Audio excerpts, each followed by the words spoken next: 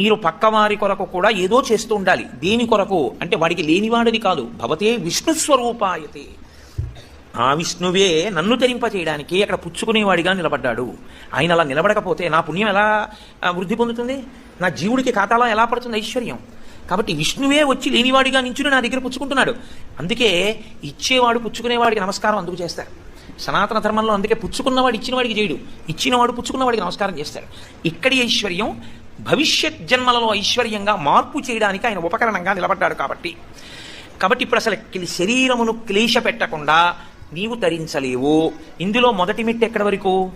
పునర్జన్మ సిద్ధాంతమును అంగీకరించినప్పుడు జీవుడు మళ్ళీ శరీరాన్ని తీసుకుంటే అన్న దగ్గర నువ్వు ఏదో ఒకటి చెయ్యాలి. ఏమండి నా దగ్గర అంత డబ్బు లేదు, ఈశ్వరుడి పల్లకి మొయ్యి. ఏమండి నేను పల్లకి మొయ్యలేను, కూర్చుని భగవత్కథ వినగలవా? విను. నేను భగవత్కథ కూడా వినలేను, పోనీ నామం చెప్పగలవా? చెప్పు. నేను నామం కూడా చెప్పలేను పైకి, పోనీ నోట్లో అనుకోగలవా? అనుకో. స్మరణం, మనసుతో ఈశ్వరుని స్మరించగలవా? స్మరించు.